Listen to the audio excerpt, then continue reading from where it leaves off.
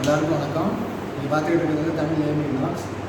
இப்போ இன்றைக்கி நம்ம எதை பற்றி பார்க்க போகிறோம்னா, நீங்கள் வந்து நிறையவே ஃப்ளைட் பார்க்கையில் பார்த்துருப்பீங்க, பின்னாடி வந்து புகை வர மாதிரி இருக்கும். இந்த புகை வர்றது எதனால் வருது, எதனால் ஃபார்ம் ஆகுறது தான் இன்றைக்கி பற்றி வீடியோ பார்க்க போகிறோம். அதுக்கு முன்னாடி நம்ம சேனலை சப்ஸ்கிரைப் பண்ணிக்கிறேன். வாங்க வீடியோ கொடுக்க போகிறோம். இப்போ அந்த புகை வந்து எதனால் வருதுன்னா, மொத்தம் 3 காரணம் இருக்குது.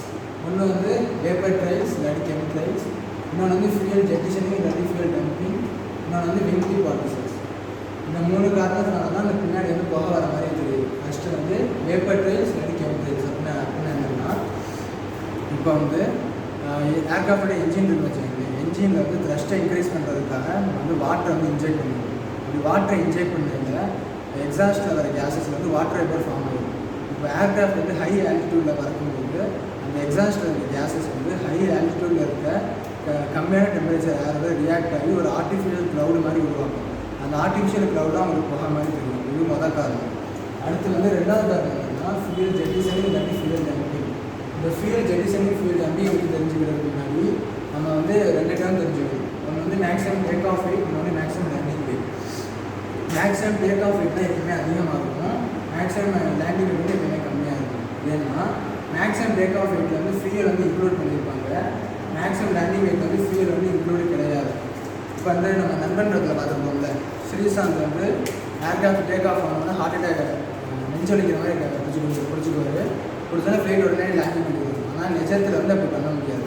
ஏன்னா மேக்ஸிமம் டேக் ஆஃப் வெயிட் வந்து அப்போ வந்து அதிகமாக இருக்கும். அந்த வெயிட்டோடய நீங்கள் வந்து லேண்டிங் பண்ணிங்கன்னா ஃப்ளைட்டுக்கு வந்து நிறையா டேமேஜ் வர வாய்ப்பு இருக்கும். அதனால் ஃபியூயல் ஜெட்டிஷனிங் இல்லாட்டி ஃபியூயல் டம்பிங் பண்ணுவாங்க. அப்படின்னா என்னன்னா, ஃபியூயல் வந்து சும்மா அட்மாஸ்பியருக்குள்ளே திறந்து விட்டுருவாங்க. இது இப்படி பண்ணையில் வந்து இந்த ஃபியூயல் வந்து அட்மாஸ்பியரில் ரியாக்ட் ஆகி அது ஒரு க்ளவுட் மாதிரி ஃபார்ம் ஆகும். அதுவும் உங்களுக்கு புகை மாதிரி தெரியலாம். ஓகேங்களா? அடுத்து 3வது காரணம்னா விங்டி பார்ட்டிசல்ஸ். இந்த விங்டி பார்ட்டிசல்ஸ் வந்து நீங்கள் நிறைய இதில் பார்த்துக்க முடியாது. ஏன்னா லிஃப்ட்டு கிரியேட் ஆகல, அப்பர் லேயரில் வந்து கம்மியான ப்ரெஷரும், டவுன் லேயரில் வந்து அதிகமான ப்ரெஷரும் வரும். இந்த ப்ரெஷர் டிஃப்ரென்ஷனாக உருவாகிறது தான் விங்டி பார்ட்டிசல்ஸ். இந்த விங்டி பார்ட்டிசல்ஸும் அந்த மேகம் மாதிரி புகை மாதிரி உங்களுக்கு உருவாக்கி அதை காட்டும். ஓகேங்களா? அடுத்து வந்து இது வந்து எப்போ உருவாகும் அப்படின்னு பார்க்க போகிறோம். இந்த வேப்பர் ட்ரைல்ஸ் ஆர் கெமிக்கல்ஸ் வந்து ஏர்க்ராஃப்ட் வந்து ரொம்ப உயரத்தில் பறக்கையில் உருவாகும். அதாவது ஒரு 30,000 அடிக்கு மேலே பறக்கும்போது உருவாகும். அடுத்து ஃபியூயல் ஜெட்டிஷனிங் ஆர் ஃபியூயல் டம்பிங் வந்து எப்போ வேணால் பண்ணலாம், பைலட்டோட நீடை பொறுத்து.